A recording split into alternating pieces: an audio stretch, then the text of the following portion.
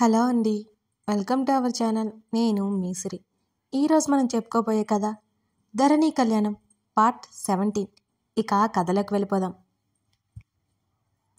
దేవదాత్రి మౌనంగా కాఫీ తాగడం పూర్తి చేశారు. ఏదో చెప్పాలి అన్నారు, ఇప్పుడు చెప్పండి అని అడిగింది దాత్రి దేవుని చూస్తూ. సూర్య అన్నాడు దేవ్. విరక్తిగా నవ్వింది దాత్రి. నేను తెలుసుకోవడానికి ఏముంది, మీరు చెప్పడానికి ఏముంది దేవ్ గారు అని అడిగింది ఆమె. అలా అనకు దాత్రి.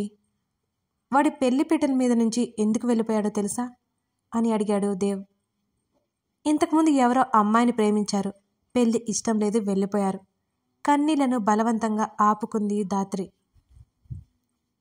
నువ్వు తప్పుగా అర్థం చేసుకుంటున్నావు దాత్రి అన్నాడు దేవ్. నాకు తెలుసు దేవ్ గారు, ఆయన నాతో ఫోన్లో మాట్లాడారు. పెళ్లి చేసుకోవడం ఇష్టం లేదన్నారు. ఆయనకే తెలియకుండా పెళ్లి ముహూర్తం పెట్టించారు అన్నారు.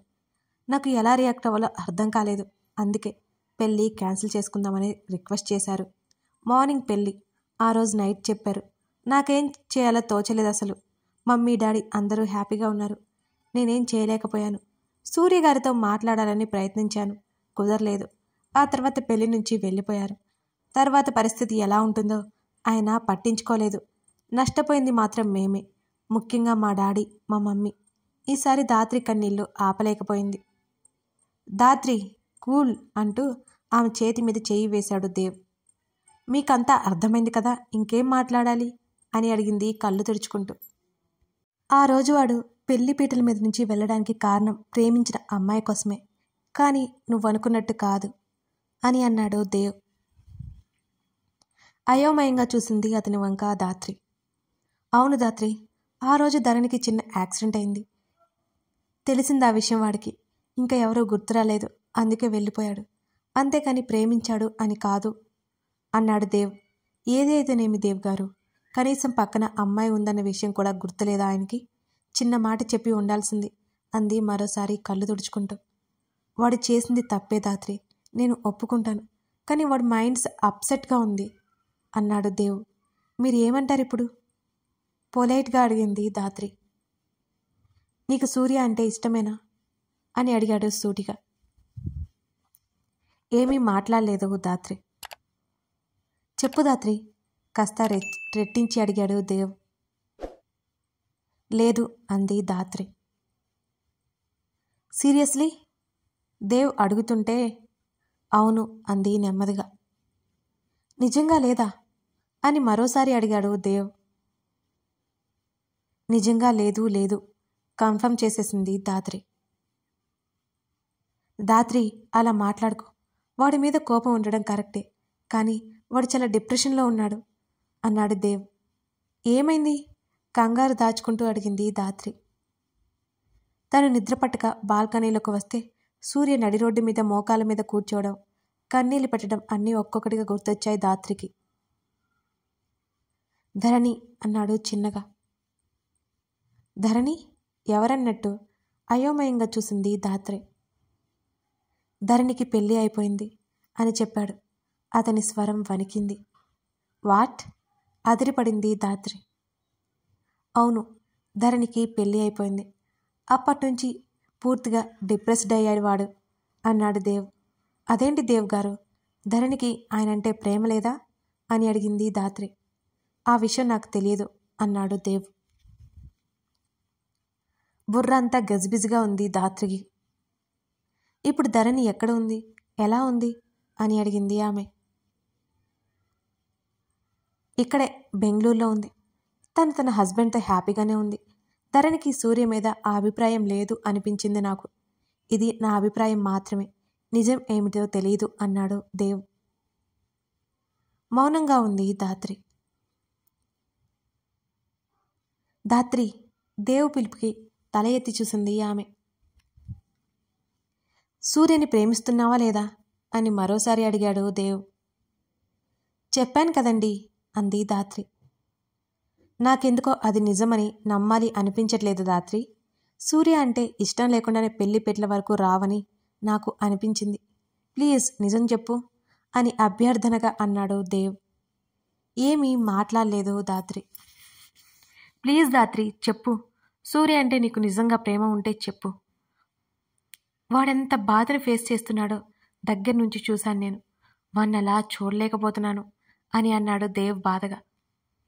అంటే ధరణిని మాటలు పూర్తి చేయలేకపోయింది ధాత్రి. అవును, ధరణిని మర్చిపోలేక సతమతమైపోతున్నాడు. కొన్నిసార్లు ధరణిని తీసుకొచ్చేస్తా అన్నాడు. ఒక్కోసారి వాడిని చూస్తే భయమేస్తుంది. నీకు నిజంగా సూర్య అంటే ఇష్టమైతే నేను నీకు హెల్ప్ చేస్తాను. వాడిని డైవర్ట్ చేయాలి ధరణి నుండి. ప్లీజ్, నా రిక్వెస్టింగ్ అనుకో. నా ఫ్రెండ్ కోసం నేను నిన్ను అభ్యర్థిస్తున్నాను. ధాత్రి చేతులు పట్టుకొని చెప్పాడు. తీసుకొచ్చేస్తా అన్నారా అని ఆశ్చర్యపోయింది ధాత్రి. అవును, నాకు అర్థమైన దాన్ని బట్టి ధరణి హ్యాపీగానే ఉంది. అది సూర్య నమ్మట్లేదు. ధరణి మీద వాడికి పిచ్చి ప్రేమ చూస్తుంటే ఒక్కోసారి భయమేస్తోంది నాకు. ధరణి లేకపోతే ఊపిరి తీసుకున్నంతగా మారిపోయాడు.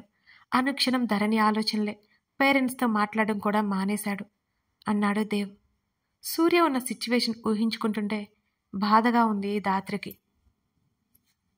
నాకు లేట్ అయింది, వెళ్తాను అని అంది ధాత్రి. ధాత్రి మాటకి అవాక్కయ్యాడు దేవ్. కొంచెం సర్దుకుని, నిన్ను ఇబ్బంది పెట్టి ఉంటే రియల్లీ సారీ ధాత్రి, బాయ్ అన్నాడు చిరునవ్వుతో. మౌనంగా బయటికి నడిచింది ధాత్రి. కారులో కూర్చుంది. ఆమె కారు ఇంటివైపుకి మళ్ళింది. డ్రైవ్ చేస్తున్నదన్న మాటే గాని ఆమె ఆలోచనలకి పరిమితి లేకుండా పోయింది. ఉమతో మాట్లాడుకుంటూ బయటికొచ్చింది జాహ్నవి. ఉమ బాయ్ చెప్పి వెళ్ళిపోయింది. తన స్కూటీ లేదన్న విషయం గుర్తొచ్చింది. తల పట్టుకుంది. మళ్ళీ క్యాబ్ పట్టుకుని దేవి వాళ్ళ ఇంటికి వెళ్ళాలి. నీరసం ఆవహించేసింది జాహ్నవికి. దేవ్కి కాల్ చేద్దామని అనుకుంది. మళ్ళీ తన నెంబర్ ఎక్కడిది అని అడిగితే సమాధానం ఏం చెప్పాలి అని అర్థం కాలేదు జాహ్నవికి. అప్పటికే సుజిత కాల్ చేస్తుంటే లిఫ్ట్ చేయలేదు. వస్తున్నా మమ్మీ, ఆఫీస్లో లేట్ అయింది అని మెసేజ్ పెట్టి ఫోన్ బ్యాగ్లో పడేసింది జాహ్నవి. తప్పదు, క్యాబ్ బుక్ చేసుకోవాలి. ఫోన్ పట్టుకుని రోడ్డు మీదకి నడిచింది.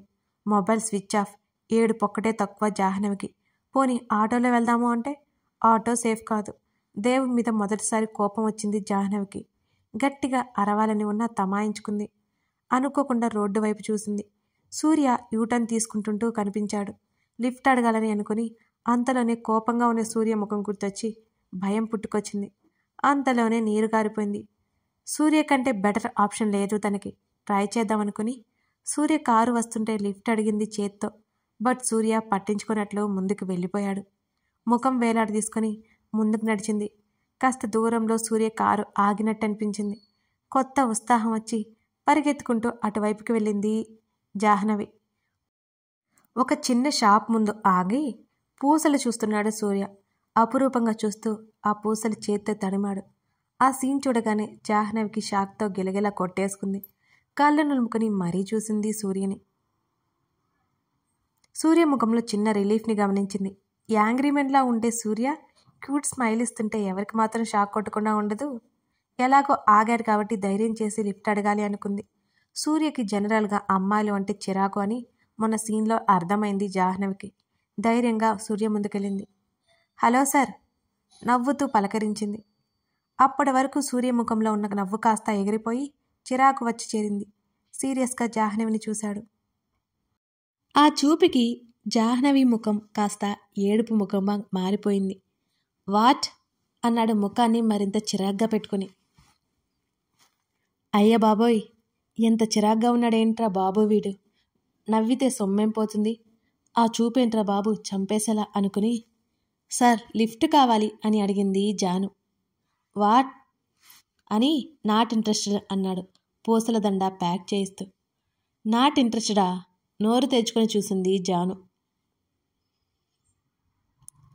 పూసల దండ తీసుకుని మనీ ఇచ్చేశాడు. వద్దన్నా ఎక్కువ ఇచ్చేసి కారు వైపు నడిచాడు సూర్య. సార్ సార్ ప్లీజ్ వెనకే వెళ్ళి బ్రతిమాలింది జాహ్నవి. నిజానికి జానికి బ్రతిమాలాలంటే పిచ్చ చిరాకు. కానీ తప్పదిప్పుడు. తనకి ఫోన్ కూడా డెడ్ అయిపోయింది. విసిగించుకు, సీరియస్గా చూశాడు సూర్య.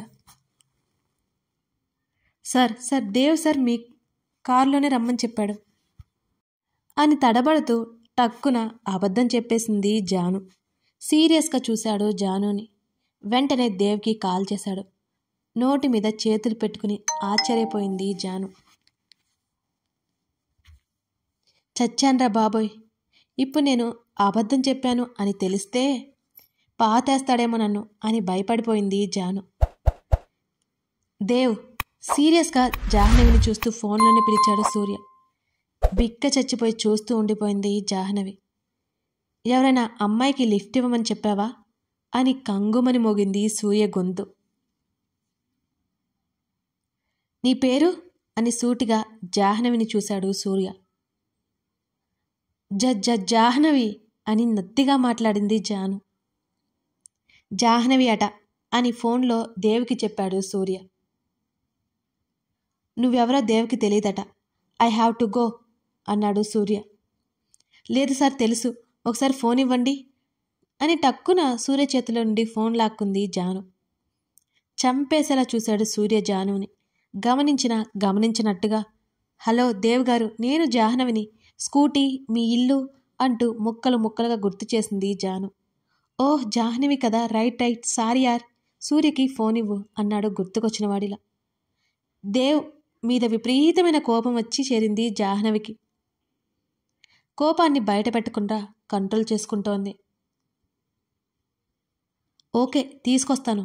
కాల్ కట్ చేసి జాహ్నవి వైపు చూశాడు సూర్య. ఆ చూపు చూస్తుంటే ఏంట్రా బాబు చంపేస్తావా ఏంటి అనుకుంది మనసులో. బయటకు మాత్రం అమాయకంగా ముఖం పెట్టింది జాను. పద అని జాహ్నవితో చెప్పి డ్రైవింగ్ సీట్లో సెటిల్ అయ్యాడు సూర్య. హమ్మయ్య, ఈ యాంగ్రీమెన్ ఒప్పుకున్నాడు. Oh my Shiv, thank you అనుకుని పైకి చూసి దండం పెట్టుకుంటుంది జాహ్నవి. పిచ్చిదానిలా చూశాడు సూర్య ఆమెని. అవన్నీ పట్టించుకోలేదు జాను. పరిగెత్తుకుంటూ వెళ్ళి సూర్య పక్కన కూర్చుంది. దేవ్ మీద కోపం మాత్రం అలాగే ఉండిపోయింది ఆమెకి. ఒకసారి జాహ్నవిని చూసి కారు ముందుకు ఉరికించాడు సూర్య. ఏవండి అన్న ధరణి పిలుపుకి తల తిప్పి చూశాడు గగన్. మంచినీళ్ళు కావాలా అని తడబడుతూ అడిగింది ధరణి. అసలే చిరాగ్గా ఉన్న గగన్ ధరణిని చూసి ఇంకా చిరాకు ఎక్కువై ఒక్క ఉదుటిన లేచి వాల్కి లాక్ చేశాడు ఆమెని.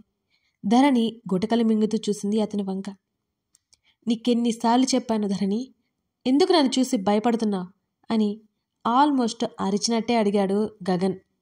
అలా అరిస్తే ఎవరు భయపడకుండా ఉంటారు? ఇంకా దడుచుకొని బిక్కమొహం వేసి గగన్ని చూసింది ధరణి. అతనికి గట్టిగా అరవాలనిపించింది ధరణి ముఖం చూసి. ఆమెను వదిలేసి బయటికి వెళ్ళిపోయాడు గగన్. ఏం జరిగిందో అర్థమే కాలేదు ధరణి బుర్రకి.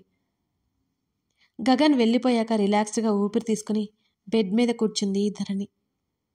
గగన్ ఎందుకంత కోపంగా ఉన్నాడో ఆలోచనలు మొదలుపెట్టింది ధరణి. తను గగన్ని హర్ట్ చేశానని మాత్రం అర్థమైంది ఆమెకి. గగన్ కోసం బయటికి నడిచింది. కథ కొనసాగుతోంది. మీకు అర్థమైందే అనుకుంటున్నాను ఎవరికి పేరు అనేది.